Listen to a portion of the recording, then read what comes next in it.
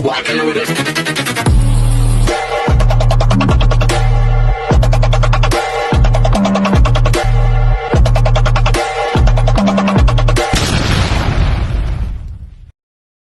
Hi everyone! Good morning! I'm back! It's your Mama Sam dito sa Sam Sam TV. Kamusta naman kayo mga amigo, amiga, kumare at kumpare? Sana lahat kayo ay okay na okay ngayong araw ng linggo. So God bless to everybody.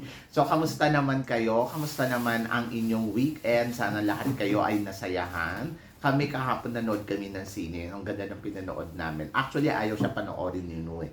Kasi ayaw ni Nu ng mga horror movie. Yung natatakot siya. Tapos sabi ko naman sa kanya, ano ka ba? Panoorin mo doon sa movie ko, ano yung matututunan mo doon?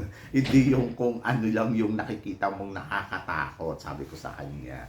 Tapos tawa-tawa ako sa kanya. Pero in fairness, yung natapos yung movie, parang feeling ko kahit siya nasayahan. Kasi sobrang ang ganda talaga ng movie, promise. So, it's about karma. Yung may nagmumulto at saka may gumugulo doon sa anak niya kasi nga may ginawa siya noon na pinagbabayaran niya ngayon. Ganon. So, ang karma naman kasi para sa akin, hindi siya dumadating agad-agad. Minsan mabilis yung karma, pero lagi natin tandaan kung ano yung ginawa natin in the past, ayun yung magre-reflect in the future. So, yon, ganun lang kasimple.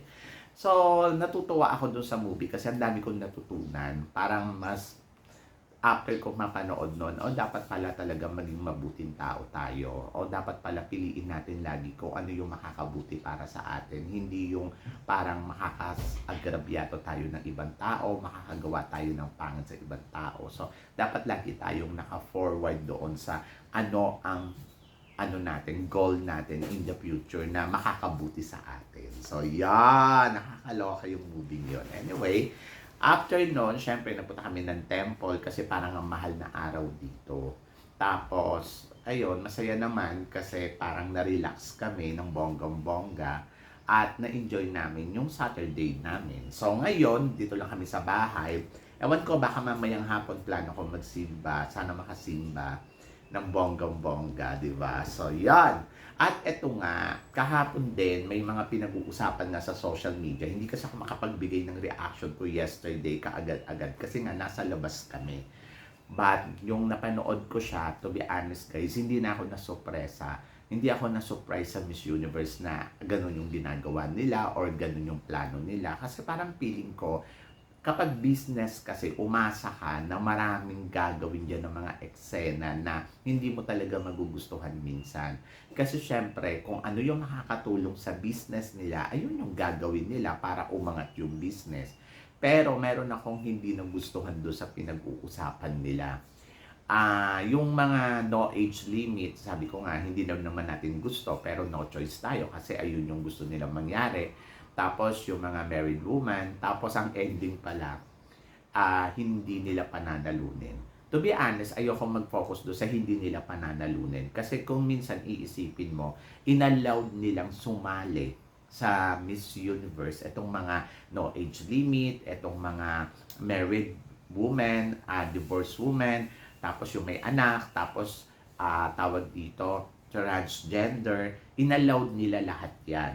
Pero wala naman silang sinabi na, sige, mananalo kapag Kumbaga, parang bibigyan nila ng publicity, bibigyan nila ng highlights, pero depende na sa girl kung dapat ka talagang manalo. Depende na sa trans woman kung talagang mananalo ka. Depende na sa size beauty kung talagang mananalo ka.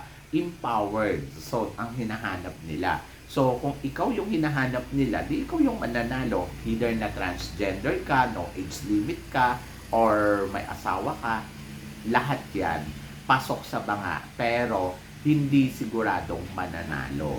So, yon.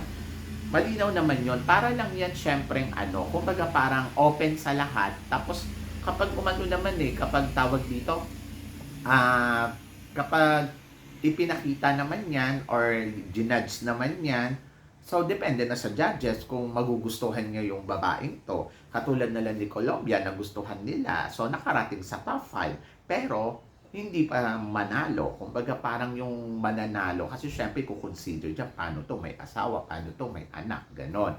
So kaya ba niya i-manage yung time? So mga gano'n. Syempre may mga rules kasi silang sinusunod. So ayun susundin nila. Kumbaga parang yung policy hindi mababago pero pwede kang sumali. Depende na yon kung paano mo ilalaban talaga yung sarili mo. At saka tulad niyan halimbawa, yung 40 years old or 50 years old na sasali sa Miss Universe, tingin mo makakahataw ba siya ng bonggang-bongga sa isang 18 years old or isang 20 years old? Syempre iba yung energy ng 18 years old, iba yung energy ng 40 years old. Eh kung ako nga lang, 'di ba? Parang wala pa naman akong pero inka-inka na ako, oh, 'di ba? So, 'yun, kapag na konting bagay lang na ako na injured o ang sakit na ng ganito, eh yung 50 years old pa kaya, yung 60 years old pa kaya. So, iba. So, depende na 'yan sa lakas nung magko-compete. And then, eto talaga, kahapon narinig ko din doon sa pag-uusap nila, gusto nila maging series ang Miss Universe. Oh, yun. Doon talaga naloka ako. Yung gusto ni Kun na maging 13 episode. So, doon nawindang ako. Parang, ha? Gagawin mong 13 episode yung Miss Universe. Kasi di ba may pinag-uusapan siya doon na parang reality show. Ako para sa akin, eh di sana gumawa sila ng isang programa na pang reality show under ng universe, ganon. Pero yung sasabihin mo, yung Miss Universe, gagawin nilang reality show, gagawin nilang series, parang kalokohan yun para sa akin. Parang kung wag ganon. Actually, noon niya pa pinupush to eh. Kasi yung bago pa lang siya dumating, narinig ko na sa kanya yan na sinasabi niya nga sa social media na gusto niya parang reality show yung dating. Pero kasi kung iisipin mo, talaga ba, naloka ako doon. So, naloka ako sa gusto niya mangyari. Hindi ko alam kung ipupush nila to, pero sana naman wag. Kasi parang feeling ko, ang pangit kapag ginawa nilang reality show tapos 13 episode. Sana ang ginawa nila is Miss Universe is Miss Universe. It's a beauty pageant. So, papuntahin nila yung mga kandidata and then, ayun, maglaban-laban, gumawa sila ng mga activity. Ayun yung kailangan nila idagdag. Yung gumawa sila ng mga activity event. Hindi yung parang gagawin nilang series na 13 episode para lang ma-promote yung product nila, 'di ba? So ako parang mas gusto ko na gawin nila yung dapat nilang gawin. Siguro may mga training lang na halimbawa mga challenge, gano'n. Halimbawa makeup challenge. Ayun, so promote nila yung product nila doon sa makeup challenge or pwede naman halimbawa fashion show, gano'n. So, para ma-promote yung sapatos, gano'n. So, mas gusto ko yung gano'n kesa naman yung maggawa sila ng TV series. Siguro yung magdagdag sila ng challenge doon sa competition para kung sino yung mananalo doon pasok sa semifinals, mga ganun. Parang sa Miss World, may mga challenge. So, dapat ganun yung gawin nila. Hindi yung parang gagawin nilang reality show tapos pag-away-awayan yung girls sa loob ng parang bahay ni kuya. Parang pangit yung ganon. Hindi yun makalakas maging Miss Universe. Kasi hindi naman kailangan nila ipakita kung ano yung mga attitude ng mga girls na to behind of the camera or behind the scene. Siguro ang kailangan nila ipakita kung sino talaga yung dapat manalong maging Miss Universe. So at the end of this story, bigyan nila ng highlight yung galing ng mga kandidata. Hindi yung gusto nilang gawin laruin yung Miss Universe. Ganon. Diba? So, yun, ako talaga hindi ako sang-ayon doon. Pag ganun yung ginawa nila, maluloka na ako. So, okay lang sa akin yung mga no age limit na yan, yung mga na yan, kasi naiintindihan ko pa, miski pa paano, na parang, sige, parang inallowed lang nila, pero nasa babae na yun kung mananalo siya o hindi. Hindi naman eksakto na sinasabi nila dito, hindi ka pananalunan. Kumbaga parang ando doon na yung ipakita mo yung galing mo kung talagang gusto mo talagang manalo. Pero yung sasabihin mo na parang hindi ka nila pananalunin, ibang usapan yun, di ba? So, yun. So, Let's see, tingnan natin. Kasi syempre, tulad yun na sinabi ko, nagsisimula ngayon ang Miss Universe kasi bago ang honor. So, doon tayo sa ano. Pero, alam mo sa totoo lang, naiintindihan ko na sila Paula Sugar kung bakit umaayaw dito. Kasi nga, sa sobrang dami ng gusto para lang ma-promote yung product nila. And akin naman, okay naman na mabigyan ng highlights yung product nila para sa ikaw unlad nila.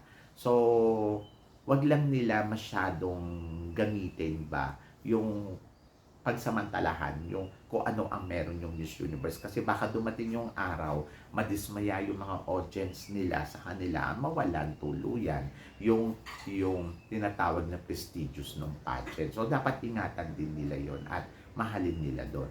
Doon naman sa mga nangyayari ngayon, kumbaga parang naiintindihan ko yon ng 100% kasi nga, it's a business. So, syempre, nandiyo dyan sila, gusto nila to kasi para sa business. Hindi naman sila nandiyo dyan para lang sa ikaliligaya natin lahat, di ba? So, nandiyo dyan sila, kumbaga parang ibigay, pangahalagaan at alam mo, ingatan kung ano ang meron ang Miss Universe. At the same time, palaguin syempre. So, napaka-importante ngayon yung palaguin. Kaya naman tayo lahat na nandirito, di ba? Para syempre sa kaiuunlad ng lahat. Kumbaga, parang sana ganun din. At sana, yung opportunity na to na makukuha ng mga girls ay ibigay nila ng patas doon sa mga girls. Para pag dumating yung panahon, kumbaga, parang makita na ang Miss Universe ay isa pa rin talagang prestigious pageant na makakapagbigay ng isang magandang advokasya, platform para sa advokasya ng girl, platform para ma-promote yung girl, at the same time, opportunity para umunlad ng isang babae. Sabi ng ganon, isang experience to na pwedeng mabago ang buhay ng isang babae. So, yon. Sana wag silang lumihis sa kwentong ganon. Kasi, kaya marami nagsisalihan sa Miss Universe because of yung publicity, because gusto nilang mabago yung buhay nila at matulungan yung buhay nila na mas maging maunlad at mas maging maganda. At sana ganun din gawin yung organization ng Miss Universe sa pagkuha sa girls na kung sino yung kadapat-dapat na tanghalin ng Miss Universe. Hindi yung mag-focus sila na parang paano mauunlad. So doon sinabi din nila na people love drama. Yes, totoo naman. People love drama pero not to the point na parang pagsamantalahan natin yung bagay na kung ano yung meron, di ba? So dapat ando doon pa rin tayo sa aspeto na paano ba makakatulong, paano ba uunlad, at paano ba makakapagpabago ng buhay. So, yan. So, diba? So, yun lang ang akin. So, sana lagi tayo na nakafocus sa patungo sa ikabubuti ng lahat. Hindi yung parang ikaw unlad lang ng isa. So, yan. So, guys, kayo guys, ano guys ang masasabi nyo dito sa mga pinag-uusapan natin ngayon? So, please comment below para at least malaman ko kung saan ayaw ka bang gawin na TV series ang Miss Universe or gawing reality show in the future. So, please comment below para at least malaman ko naman kung ano naman ang chika mo sa mga pinag-uusapan natin ngayon. So, yun guys, maraming salamat syempre sa inyong lahat sa walang sawang suporta at pagmamahal na binibigay ninyo dito sa channel ko. At sa mga hindi pa po nakaka-subscribe dyan, please don't forget to click like and subscribe my channel.